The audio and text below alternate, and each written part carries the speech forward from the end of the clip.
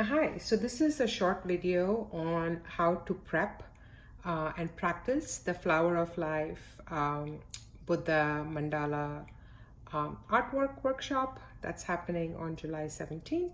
So for practice purposes, I'm going to show you how to get the Flower of Life design on your canvas. So for now, I've taken a manila folder, a standard manila folder, and drawn the dimensions of the canvas, which is 11 inches by 14. So I would suggest you do that the same and follow along to get an idea of how to do the Flower of Life design. What you would need is a 12-inch ruler, an eraser, a compass, and I've used a black lead pencil so it shows up on the page manila folder, and then you're all set. So once you draw the 11 by 14 inches rectangle, you're going to figure out the center point of the rectangle.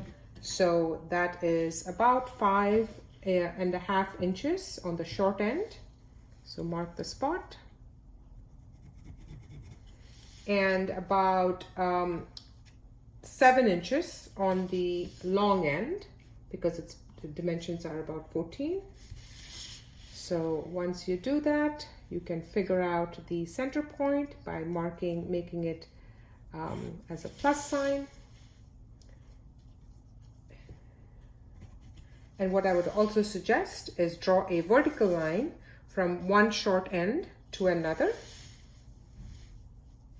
along the center point.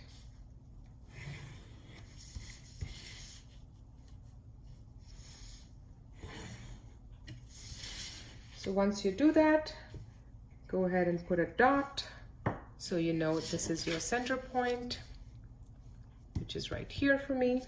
And then you're going to measure about 1/3 inches on your scale. That will be the radius of the circles or the mandalas you're going to make. So that's 1/3. And you're going to make your first circle.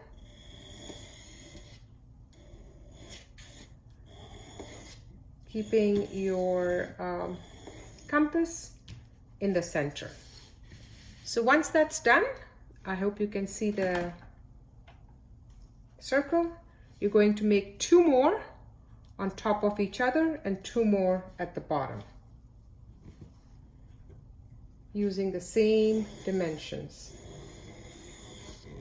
That's the second one. And then top of the circle, you're going to make the third one. That's number 4. And then the last circle would be number 5. And as you can see, all these circles kind of intersect each other. So there is an overlap area. That's your 5 circles. For illustration purposes, I'm putting down the circles, the number of circles on the manila folder. Then you're going to make 4 more circles on each side. So in order to determine the point where you're going to place the compass, I'm just going to mark it at the intersection of on each side. So that's 4. It's 1, 2, 3, 4. So these are the intersection points of the circles as I've marked them. And then you're going to use again the same dimensions of 1/3 and draw 4 circles on each side.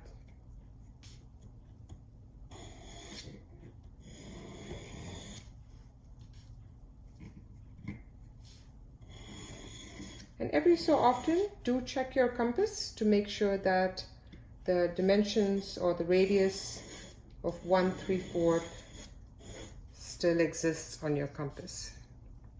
So I did the circles on the right. Now I'm going to do it on the left. that's 1, 2,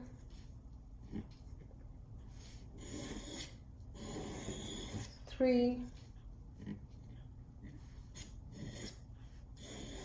and then 4.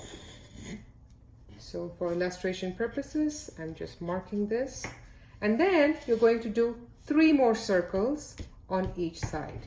Again, I'm going to mark the spot. That's 1, 2, 3. So the spot that I'm marking is where 2 curves meet. 1, 2, 3.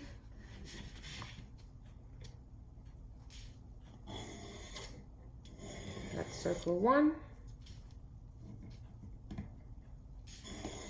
That's circle 2. And then lastly, that's circle 3. Same thing on the other side. Circle 1.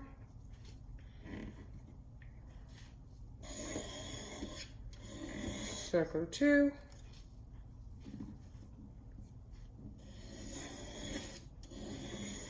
Circle 3. And for illustration purposes, writing that down. So basically you have 5 circles, you have 4 circles on each side of the 5, and then you have 3 circles on each side of the 4 circles. So that's basically 3 plus 4 plus 5 plus 4 plus 3. And if I have my math right, that's 7 and 7, 14, 14 and 5. So you have 19 circles drawn up. So next, what you're going to do is, and each circle typically has 6 petals. So you're going to ensure that all the circles have 6 petals each. So in order to do that, now we are going to basically draw a large circle along the circumference of this design. So to do that, place your compass at the center point and stretch the pencil to any of the outer circles. So basically the outer part of the circle number 3, the set. And that will be your radius. And the easy way to do this, because the circle is quite large, is to either move the paper or the canvas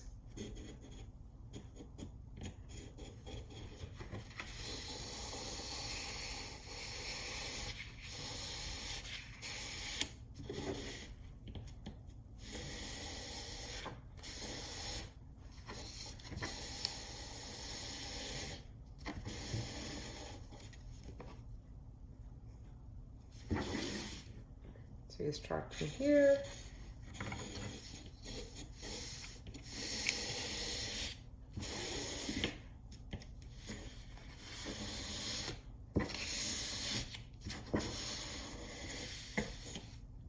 And you get your circle. So now what we're going to do is we're going to finish up on all the petals that are incomplete on the outer circles. So basically the 3, the bottom circle, 5, some of the 4s, all around. So in order to do that, you're going to mark the spot where 2 curves intersect. So you will have 12 such spots, and I'm going to mark them for you here. So that's 1,